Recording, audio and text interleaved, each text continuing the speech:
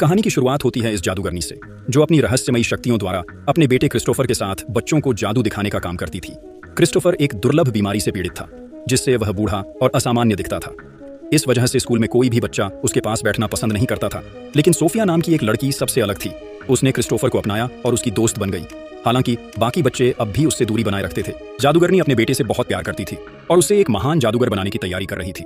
धीरे धीरे क्रिस्टोफर को एहसास हुआ कि उसकी दोस्ती सिर्फ दोस्ती तक सीमित नहीं है। वह सोफिया से प्यार करने लगा था। एक दिन उसने अपने जादू से एक सुंदर फूल बनाया और उसे सोफिया को देते हुए अपने दिल की बात कह दी। सोफिया को थोड़ा झटका लगा, लेकिन उसने क्रिस्टोफर को समझाने की कोशिश की। जब बात नहीं बनी तो उसने धीरे धीरे उससे दूरी बनानी शुरू कर दी। इस वजह से क्रिस्टोफर को तकलीफ होने लगी। वह बार बार उसे मनाने की कोशिश करता, लेकिन सोफिया अब पहले जैसी नहीं थी। आखिरकार एक दिन सोफिया ने क्रिस्टोफर का हाथ पकड़कर उसे लाइब्रेरी में ले गई। वहां उसने उसे जेनेटिक्स से संबंधित किताबें दिखाईं और बताया कि उसके हार्मोन की कमी के कारण वह नामर्द है। यह सुनकर क्रिस्टोफर भीतर से पूरी तरह टूट गया। जादूगरनी ने अपने बेटे को संभाला और उसे हौसला दिया। उसने तय किया कि वह क्रिस्टोफर को आत्मविश्वास के साथ स्कूल भेजेगी। अगले दिन उसने क्रिस्टोफर को अच्छे से तैयार किया और स्कूल भेजा। क्रिस्टोफर पूरे आत्मविश्वास के साथ स्कूल पहुंचा, लेकिन स्कूल के सभी बच्चों ने बेरहमी से उसका मजाक बनाया। यह सब उसके लिए बेहद अपमानजनक था। वह जाकर क्लासरूम में बैठ गया, लेकिन बच्चे वहां भी उसका चित्र बनाकर उसकी कमियों का मजाक उड़ाने लगे। स्थिति तब और बिगड़ गई जब कुछ बच्चों ने उसकी पैंट तक खींच दी। यह शर्मिंदगी और गहरे अपमान का क्षण था। वह वहां से भागकर सीधे घर चला गया।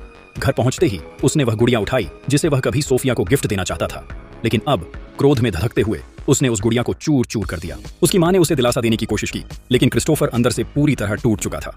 उसकी आंखों में आंसू थे और उसे अब अपनी जिंदगी बेकार लगने लगी थी। अगले दिन जादूगरनी सोफिया से मिली और क्रिस्टोफर के लिए माफी मांगी। सोफिया ने सहजता से उसकी बात मान ली और कहा कि वह फिर से क्रिस्टोफर की दोस्त बनेगी।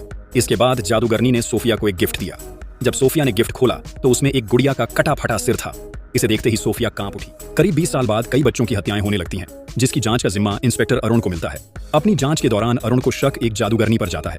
जांच आगे बढ़ने पर अरुण को पता चलता है कि पुरानी घटनाओं से जुड़े कुछ पुराने फोटो में जादूगरनी की 6 उंगलियां थीं, लेकिन हाल ही में हो रही हत्याओं से जुड़े सुरागों में जादूगरनी की केवल 5 उंगलियां ही दिखाई देती हैं।